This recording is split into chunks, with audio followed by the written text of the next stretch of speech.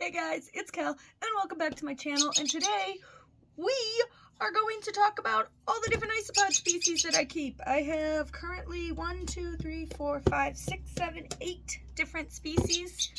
Well, not species. Some are different species, some are just morphs of the different species. The same species, that's what I'm trying to say. I can't talk today. This is the second video I filmed today. And the first one, I was all over the place, so we're hoping that we have a little bit better luck with this one, because I really like isopods. I've been kind of on an isopod kick here lately. So I want to show all of my different isopods and tell you a little bit about them. So let's get into that. Alright, that's it for me today, guys. Thanks so much for watching. Don't forget to like, comment, and subscribe. And until next time, bye.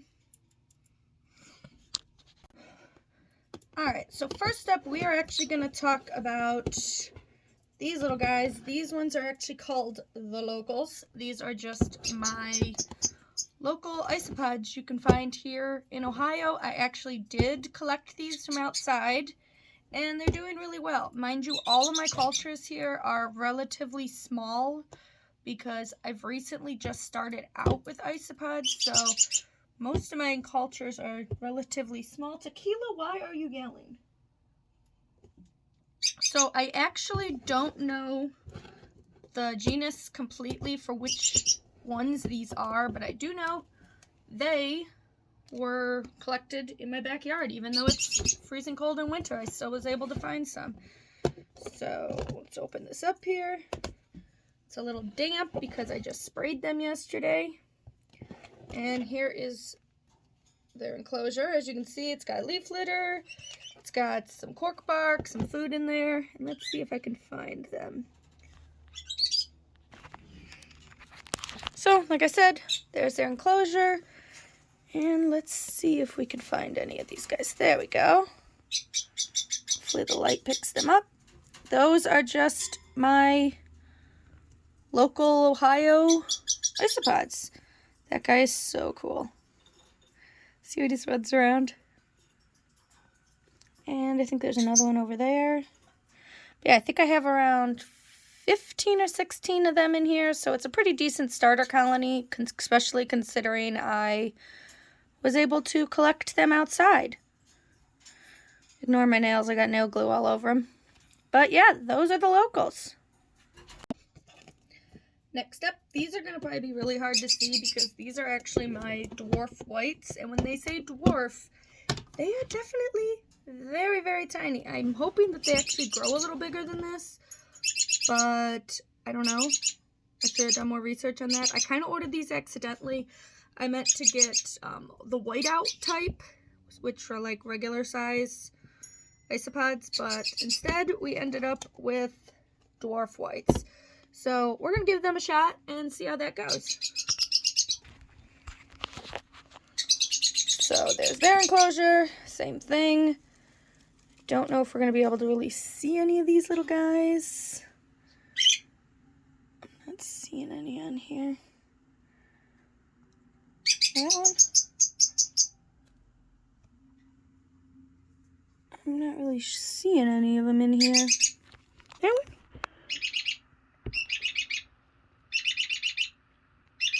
one?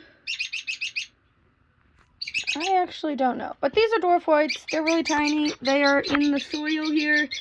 And these guys are probably going to end up being a cleanup crew in maybe my frog tank, because they're small enough they should be able to just like hang out in the soil and all that.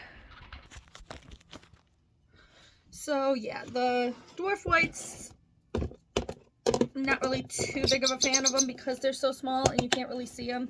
But I know there's like 20 of them in here. You just can't find them. So these guys are probably going to, as I need more bin storage for different cultures, these guys will probably end up in my frog tank as a cleanup crew with some springtails and all that. So that's the Dwarf Whites.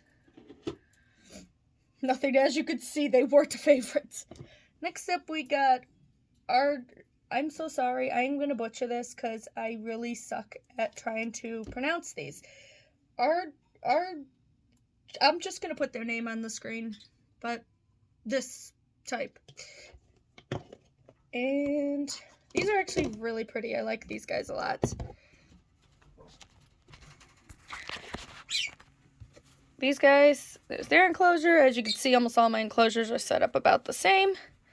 But there they are. I think they're so cool. Like, look at all those little spots. They're cool. I've gone completely isopod crazy. I love isopods currently. I'm so excited because I'm actually going to be going to the reptile show, and I'm hoping to find a couple of my dream species. So those are the insert name here ones. Also, again, like I said, I really suck at the scientific names. I'm still learning to pronounce them and everything. So I apologize to all of the super like experienced isopod keepers that are probably going to be cringing at this video because I'm using most of their common names. I mean, I will try to insert their scientific name somewhere on the screen, but we got my powder oranges. Let's see if we can see any. And out there they are.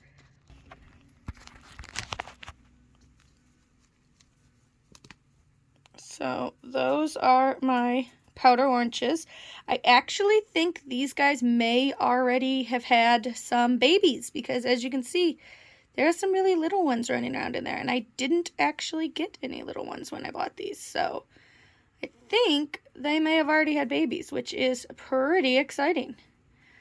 I also have used this species before as a cleanup crew in my crested gecko tank, and they do a really good job at it. And sticking with it, here are my powder oranges or powder blues. I'm sorry, these are my powder blues, which are actually the same species as the powder oranges are. But these ones are from Smugbug. I love them. They are so cool.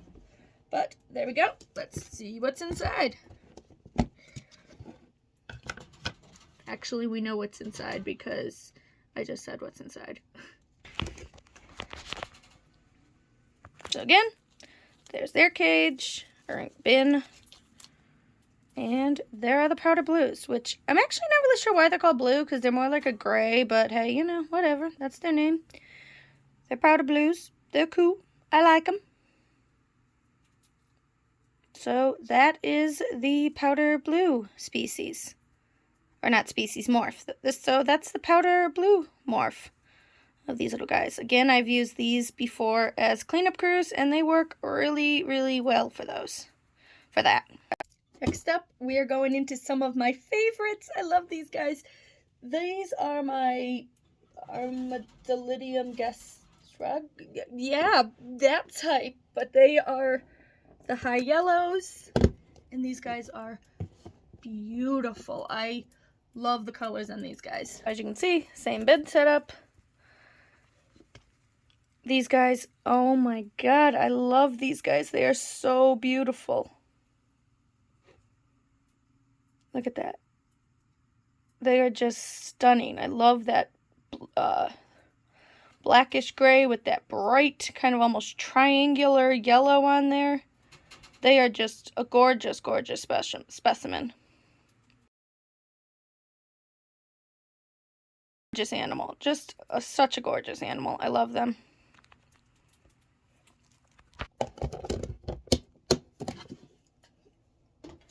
Next up, we have another one of my favorites, my dairy cows.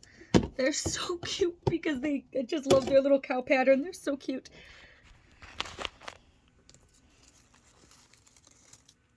We can only find a couple here. I think I only have around 6 of them in here. But those are the dairy cows.